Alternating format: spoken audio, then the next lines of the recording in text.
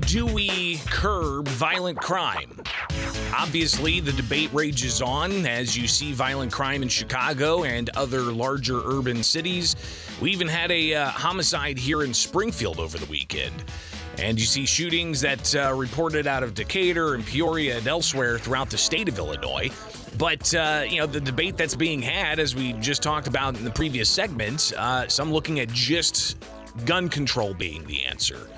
Senator Durbin saying that he really thinks getting assault weapons off the streets is going to curb violent crime.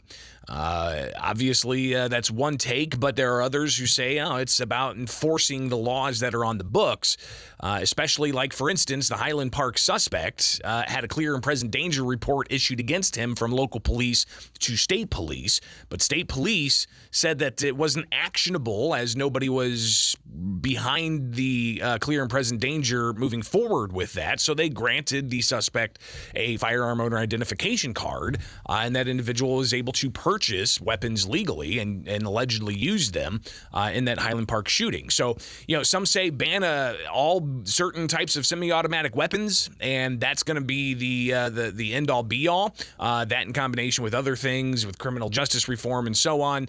But others are saying, no, it's about enforcing the laws that are on the books. I'd love to hear from you at 217-629-7970. Again, 217-629-7970. That's the phone number here with Springfield's Morning News.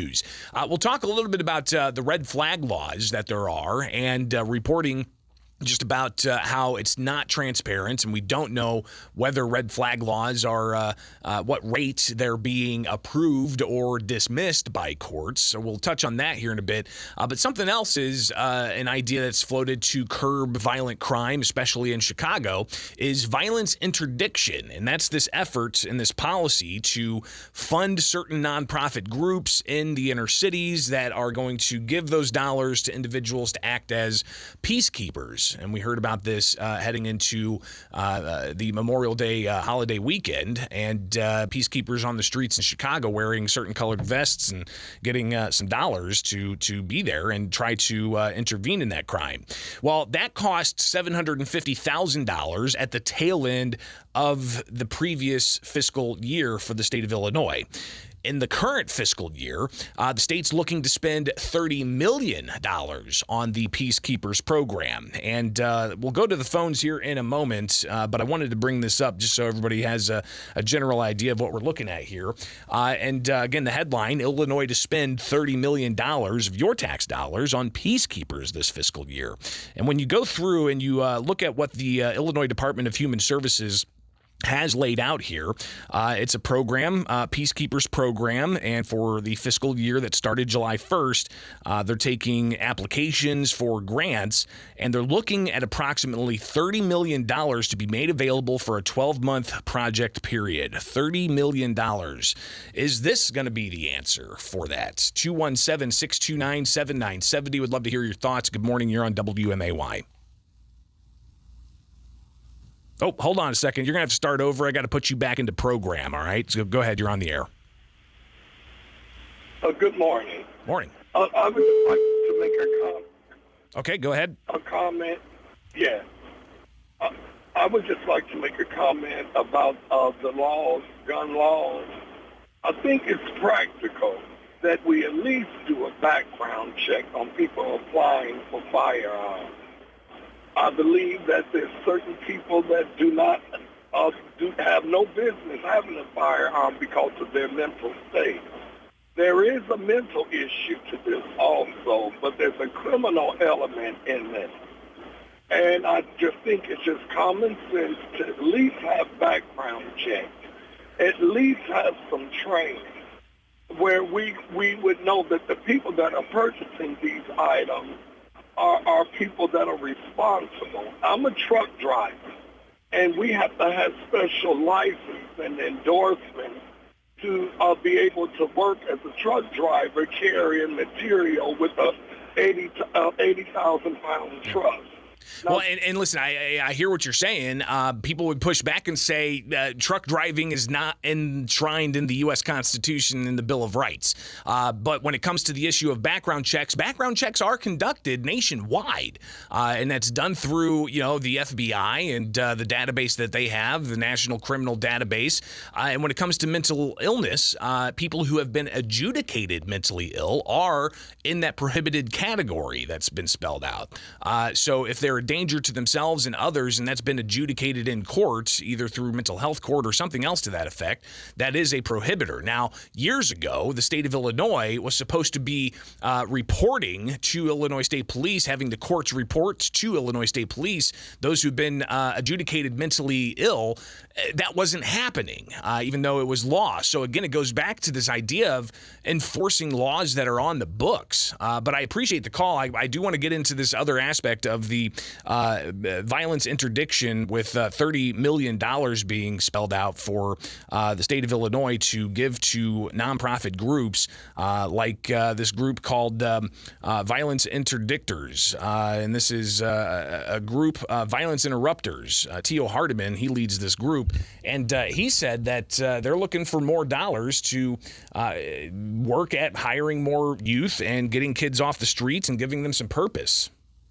My overall goal here in Chicago would be to hire about 1,000 violence interrupters, seriously, 1,000 violence interrupters to hit the streets of Chicago and mediate conflicts at an all-time high level so we can reduce gun violence by at least 50% in the city of Chicago. So that's the goal, and they're looking for more tax dollars to do that.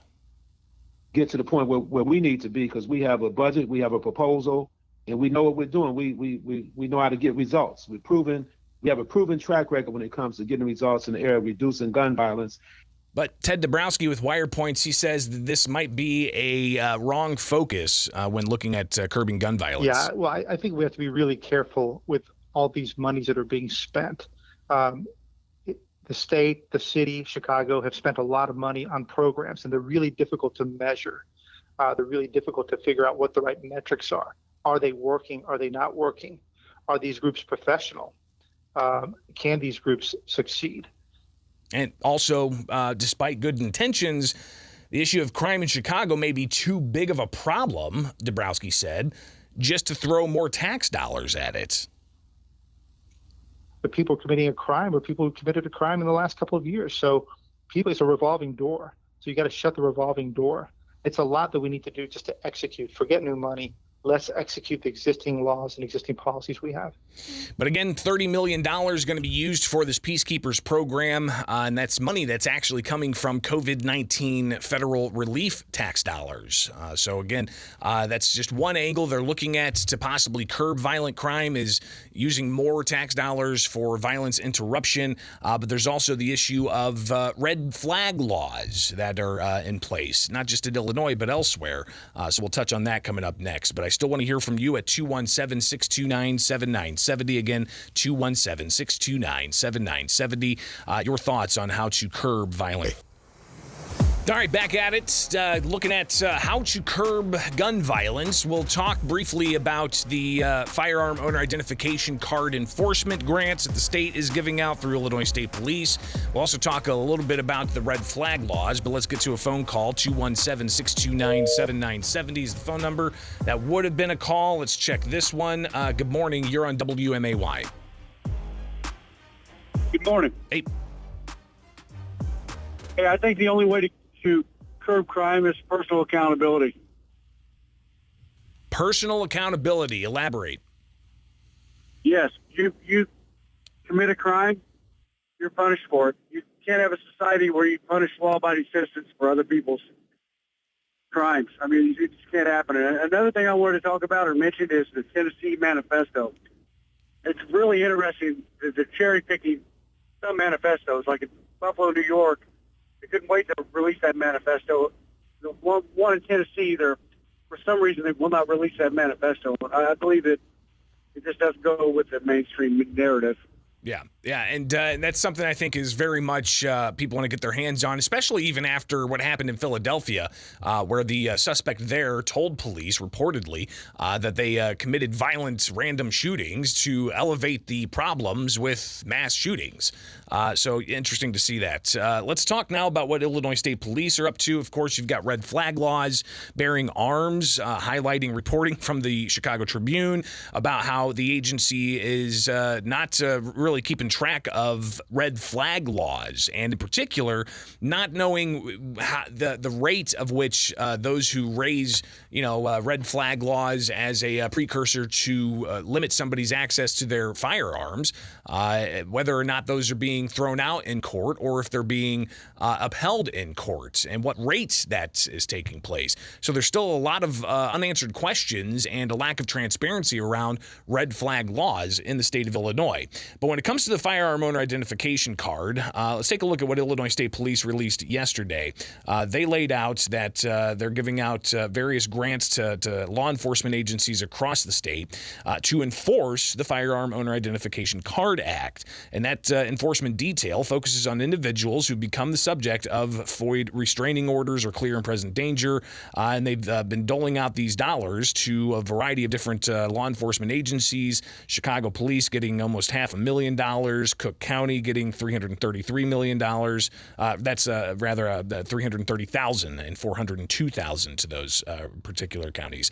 Also across the state, getting tens of thousands of dollars out in an effort to go and enforce the firearm owner identification card, and saying that if you have a clear and present danger against you, then your FOID card is going to be revoked and any firearms will be confiscated.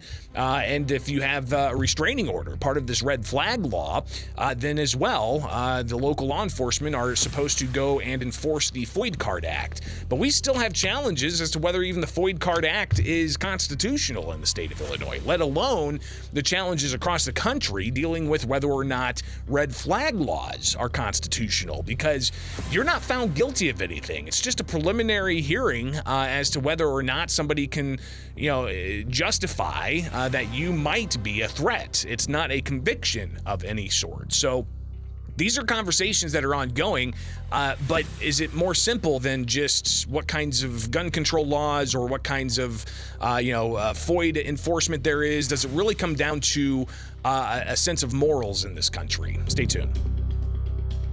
From the Fly SPI Studios.